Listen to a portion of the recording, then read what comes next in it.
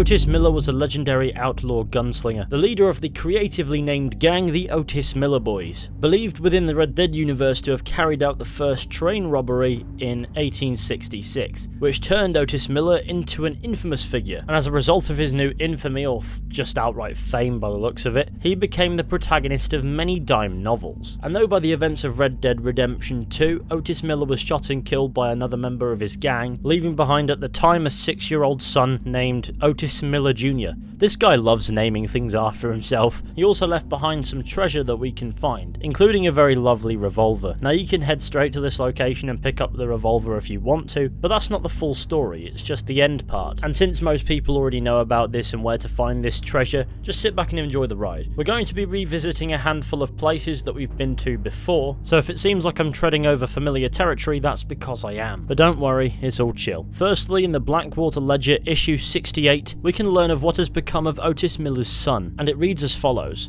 Otis Miller Jr. was only 6 years old at the time his outlaw father was killed by a fellow outlaw. He then grew up to find himself arrested last year for the hold-up and dynamiting of a Pacific Union train. At the time of his arrest, he was working on a cigar stand in the corridors of the courthouse where he would be tried. After a train carriage was dynamited, a suspect wrote a full confession implicating Miller Jr. as the leader of the gang, firmly believing that the officials would no doubt assume the son had taken after his father. However, after several months in prison, it was found out that the confession was fabricated and Mr. Miller was set free. So there's that aspect of Otis Miller's life out the way, completely irrelevant now, as it turns out Junior's not a bad lad like his father was. Now across the open world of Red Dead Redemption 2, we can come across 3 issues of the dime novel about Otis Miller, of which there are many, many more. One's located in the abandoned town of Pleasance, where inside what appears to be the ruins of an old schoolhouse, we can find a copy of Otis Miller and the Boy from New York. If we head to Aasman Grove, do be warned there's a disturbing sight here. Ignore the dead people. You will find a copy of Otis Miller and the Black-Hearted Lady. And the 3rd issue we can find is at Clawson's Rest, where we can find a copy of Otis Miller and the Arabian Prince, which is honestly my favourite because I do wonder what they spoke about. Ignore the dead children, whoever lived here forgot to clean up. Of course we can open all 3 issues and read an extract from each, but honestly they're dime novels, so there's a 100% chance that none of it is true even within Red Dead lore. You can also find a cigarette card for Otis Miller's gang, which you can find along the Dakota River in West Elizabeth, in the Cumberland Forest in a cart at 6 Point Cabin. Now that's out the way, let's get on to the treasure hunt part of this video. You can head straight to the location where the treasure is and find it yourself, or you could go the long way and get the 2 pieces of the map. One of them's located here, quite far north of Strawberry, on the far west side of the upper half of the map. Here we will find the residence of a reclusive woman living with her dogs. Do be warned, however, they are not good boys. This lady has obviously been out here for quite some time, and it's fair to say, courtesy of the keep out signs and the warning signs telling us to mind the dogs, that this hermit lady is not particularly fond of strangers. I have done a video on this location in the past, so naturally we have to kill the dogs right in front of her and then proceed to murder her. Now we can enter her cabin and have a look around. Next to her bed there's a drawer, and inside the drawer you will find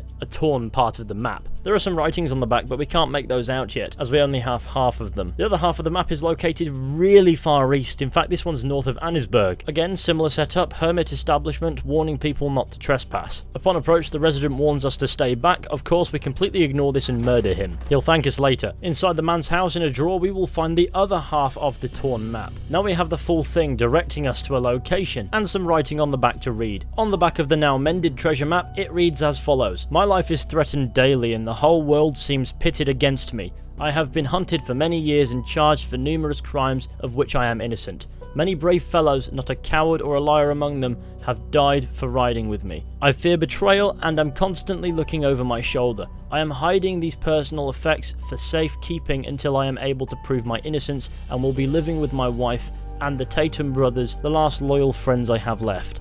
Otis Miller. I wonder if this is Otis Miller claiming to be innocent of that train robbery which made him so famous. Either way, it's a cool note, and it's odd how this was part of a treasure map that was torn in half, with the pieces winding up miles away from one another, in the possession of 2 seemingly otherwise unrelated hermits. Maybe these are his last loyal friends that he had left, one being a Tatum brother and the other being his wife. They are, after all, seemingly of an age where that is entirely possible. But that's enough talking about people we've already murdered. Let's go on to find this treasure. The coveted revolver left behind by Otis Miller. Unfortunately, Trev was killed via means of being hit by a train, but we have no time to waste, so ride, Ronald McDonald. Now we must head down into New Austin to a location northwest of Armadillo, slightly west of Twin Rocks. From far away it doesn't look like there's much here, but upon closer inspection you will actually find a tiny little cave. Inside here you'll find a chest where you will find 5 erotic photographs and a golden revolver. I will be honest, the revolver has some agreeable stats and also looks really nice, and we'll definitely have to put it to the test in a moment. As for the naughty photos, Otis, you cheeky fucker. I'm honestly shocked that the gun's clean. So inside a little hole in the rock is where you find Otis Miller's golden revolver and porny photographs, but you can't massacre Twin Rocks with them. Well, maybe a different kind of massacre. So there we go, we are now the proud owners of Otis Miller's revolver. Use it wisely.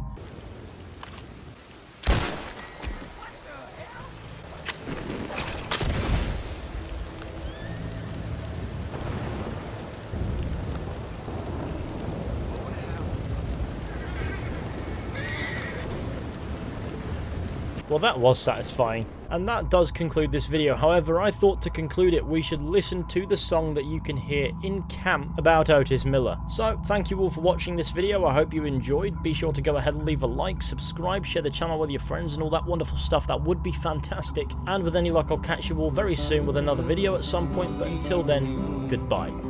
Otis Miller was a lad that killed many a man. He robbed the Lanahatchee train. But that cowardly killer that shot Mr. Miller has laid old Otis in his grave. Poor Otis had a wife to mourn for his life. 3 children, they were brave. But that cowardly killer that shot Mr. Miller has laid old Otis in his grave. It was Charlie Tatum, that dirty little coward. I wonder how he does feel. For he ate of Otis bread and he slept in Otis bed. Then it laid poor Otis in his grave. Otis was a man, a friend to the poor. He'd never see a man suffer pain. And with his brother Frank, he robbed the Blackwater Bank and stopped the Glendale train. Poor Otis had a wife to mourn for his life. 3 children, and they were brave. But that cowardly killer that shot Mr. Miller has laid old Otis in his grave. This Saturday night, Otis was at home, talking with his family brave. And Charlie Tatum came along like a thief in the night and laid poor Otis in his grave. Now the people held their breath when they heard of Otis' death and wondered how he ever came to die. It was one of the gang called Little Charlie Tatum that shot old Otis on the slide. Yeah. Poor Otis had a wife to mourn for his life. 3 children, they were brave. But that cowardly killer that shot Mr. Miller has laid old Otis in his grave.